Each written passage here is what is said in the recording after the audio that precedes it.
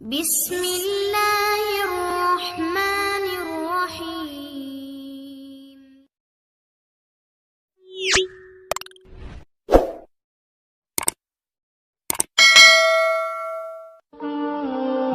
الحمد للہ کفا وسلام علی عباده الذین اصطفى، اما بعد۔ محترم سامعین کرام، آج کے اس مختصر سے وقت میں ہم آپ حضرات کے سامنے حضور اقدس صلی اللہ علیہ وسلم کی 5 وصیتوں کا تذکرہ کریں گے۔ سامعین کرام، حضرت علی رضی اللہ عنہ جو داماد رسول ہیں، داماد نبی ہیں، اور حضرت فاطمہ رضی اللہ عنہ کے شوہر ہیں۔ بہرحال حضرت علی رضی اللہ عنہ فرمایا کرتے تھے کہ مجھے میرے محبوب صلی اللہ علیہ وسلم نے 5 کاموں میں جلدی کرنے کی وصیت فرمائی۔ مجھے 5 کاموں کے اندر جلدی کرنے کی وصیت فرمائی۔ نمبر 1، پہلی وصیت آپ نے یہ فرمائی کہ علی، جب نماز کا وقت ہو جائے، جب نماز کا ٹائم ہو جائے تو نماز پڑھنے کے اندر جلدی کیا کرو، اس سے پہلے کہ تمہاری وہ نماز فوت ہو جائے۔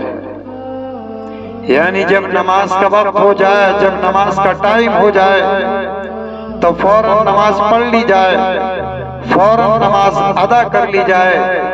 کہیں ایسا نہ ہو کہ نماز کا ٹائم نکل جائے، نماز کا وقت نکل جائے اور اس کی وجہ سے تمہاری نماز فوت ہو جائے، تمہاری نماز چھوٹ جائے۔ سامعین کرام، دوسری وصیت حضور اقدس صلی اللہ علیہ وسلم نے فرمائی کہ اے علی، جب کوئی گناہ ہو جائے، جب کوئی خطا ہو جائے تو مرنے سے پہلے توبہ کے اندر جلدی کرو۔ کہیں ایسا نہ ہو کہ اس حال میں موت آ جائے کہ وہ گناہ، وہ خطا، وہ جرم تمہارے نام عمل کے اندر لکھا ہوا ہو اور تم دنیا سے رخصت ہو رہے ہو۔ اس لیے آپ نے دوسری وصیت یہ فرمائی کہ علی، توبہ کرنے کے اندر بہت جلدی کرو، اس سے پہلے کہ تمہاری موت آئے۔ یعنی موت آنے سے پہلے گناہ سے توبہ کر لو اور اس حال میں دنیا سے رخصت ہو کہ تمہارے نام اعمال میں کسی بھی طرح کا کوئی گناہ نہ ہو۔ تیسری وصیت حضور اقدس صلی اللہ علیہ وسلم نے ارشاد فرمائی کہ علی، جب کسی کا انتقال ہو جائے، جب کسی کی موت واقع ہو جائے تو اس کی موت اور انتقال واقع ہو جانے کے بعد اس کے کفن میں، اس کے دفن میں، اس کے تجہیز و تکفین میں جلدی کرو، جلدی کرو۔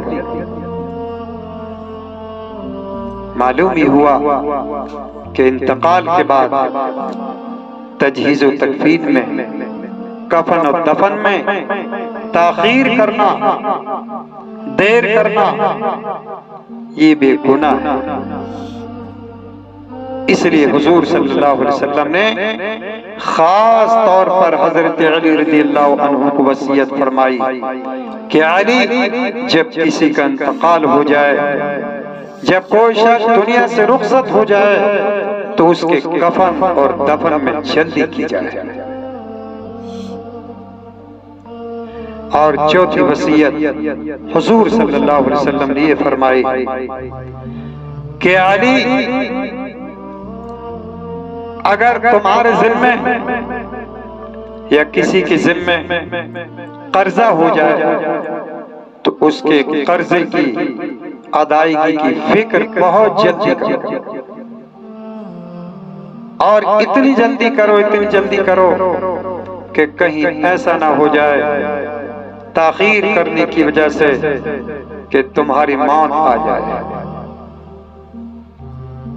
یعنی اس حال میں موت آ جائے کہ تم دنیا سے رخصت ہو رہے ہو اور تمہارے سر پر لوگوں کا قرضہ ہو، تم لوگوں کے قرضے کے اندر دبے ہوئے ہو اور دنیا سے رخصتی ہو جائے، دنیا سے چلے جائے۔ اس لیے دوستو یہ بھی انسان کا ایک بڑا جرم ہے، یہ بھی ایک گناہ ہے کہ آدمی دنیا سے اس حال کے اندر رخصت ہو، دنیا سے اس حال میں جائے کہ اس کے سر پر لوگوں کا بہت سا قرضہ۔ حضور اقدس صلی اللہ علیہ وسلم کی یہ عادت شریفہ تھی۔ میری اس بات کو دھیان کے ساتھ غور سے سنیں، اس بات پر دھیان اور توجہ دیں۔ وہ لوگ جو اپنے سروں پر بہت سا قرضہ رکھتے ہیں اور اس قرضے کی ادائیگی کی فکر نہیں کرتے، وہ خاص طور پر اس طرف دھیان دے، توجہ دے۔ اللہ کے رسول صلی اللہ علیہ وسلم ایسے لوگوں کی کہ جن کے سروں پر قرضہ ہوتا تھا اور قرضے کی حالت میں ان کا انتقال ہو جاتا تھا، تو حضور اقدس صلی اللہ علیہ وسلم ایسے لوگوں کی نماز جنازہ نہیں پڑھایا کرتے تھے۔ آپ کو یہ معلوم ہو جاتا تھا کہ فلاں شخص انتقال کر گیا اور اس کے ذمے لوگوں کو قرضہ ہے، تو اللہ کے رسول صلی اللہ علیہ وسلم اس کی نماز جنازہ نہیں پڑھایا کرتے تھے۔ کتنی سخت وعید ہے۔ ہاں اگر کوئی شخص اسی وقت اس بات کا اقرار کرتا کہ اللہ کے رسول صلی اللہ علیہ وسلم آپ اس کی نماز پڑھا دیجئے اور اس کا جو قرضہ ہے اس کی ادائیگی کی ذمہ داری میں لیتا، اس کی ادائیگی کی ذمہ داری میں لیتا، اس وقت اللہ کے رسول صلی اللہ علیہ وسلم اس کی نماز جنازہ پڑھایا کرتے تھے۔